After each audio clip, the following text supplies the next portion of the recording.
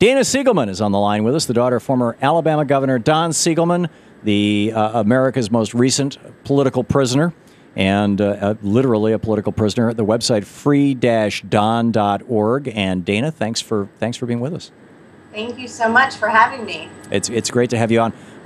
What can people do to help support getting your dad out of jail, or getting the president or the vice president to work toward a pardon for Thom Siegelman? Well, if you know anyone at the White House, that would be really helpful.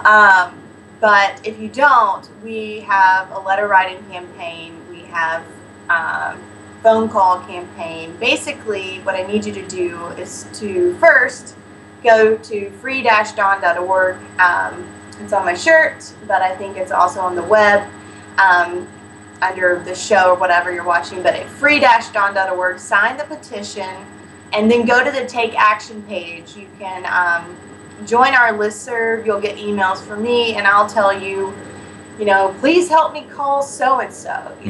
Last week we called Vice President Joe Biden, and his office was very warm and hospitable to us. And, they were very adamant about getting the message that, people really care about Thom Siegelman, haven't forgotten about him.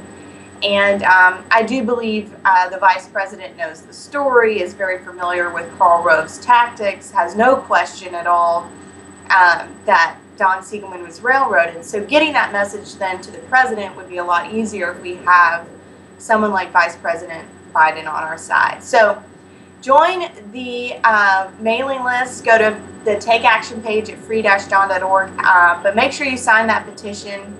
You'll find videos and articles and a plethora of information about this case if you're unfamiliar with it, or you can just stay tuned. I'm sure we'll talk about a lot of the issues as well. One of the most fascinating things about your dad's case is that he was, to the best of my knowledge, and correct me if I'm wrong on this, he was one of the very first Democrats, this was back in 2002, in the election of 2002, who won an election, went to sleep knowing that he had won an election, in the middle of the night in a Republican congressional district in the state of Alabama.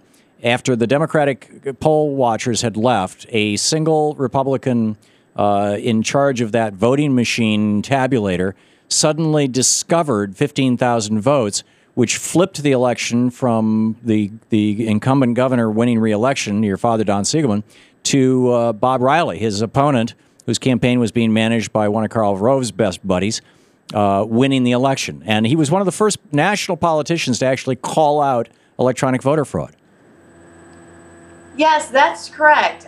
So basically, my dad's election for governor, the re-election in 2002 was stolen. He was announced governor that night.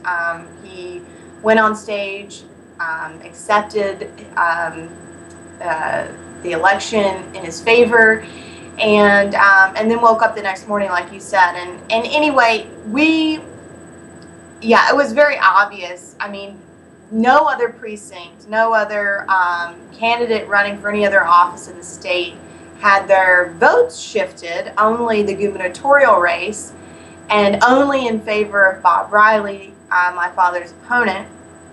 And it did seem very obvious. There were lots of studies done as well that showed the likelihood of that happening on accident was unlikely, and that the fact that it was probably stolen was the most. Do you think it's possible that was the moment when Karl Rove, who like I said, his buddy was helping run this campaign of Bob Riley, that Karl Rove really put your dad in the crosshairs? Yes, I mean, the thing is at that point in time, people were just sort of waking up to the Bush administration's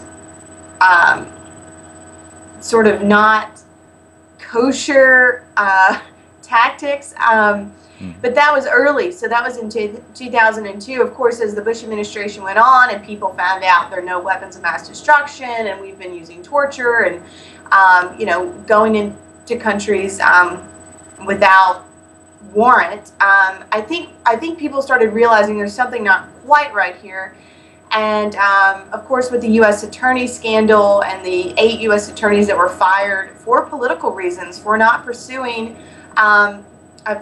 things that would benefit Republicans, including voter fraud, and also targeting political opponents such as my father, which had already happened at that point in 2008. So, you know, if they can't steal your election and they're still afraid that you're going to run again and win, they'll indict you. And that was sort of the modus operandi of the Bush administration. But I think we're turning over a new head. I think people realized that it wasn't a conspiracy theory. They just realized that, yeah, actually it makes sense that they went after him because it served their interest politically, it served their interest economically.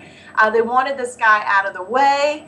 And so, I mean, when you look at it like that and the pieces are in place in a certain way that makes sense, then you start realizing that you know, corporate control of our country is a very real thing. And the media in Alabama, by and large, when your dad started pointing out that maybe the election had been stolen, largely, it was mostly, in fact, I think it was all right-wing talk, all the local talk shows in Alabama were right-wingers, right? Well, and, you know, to their credit, a lot of them have gone back and said, you know, we're really sorry that, you know, we didn't realize the depths of misconduct that had been going on. Mm-hmm. I think people were prone to just believe that politicians are corrupt because that was, you know, that's been flavored to think. Yeah, amazing.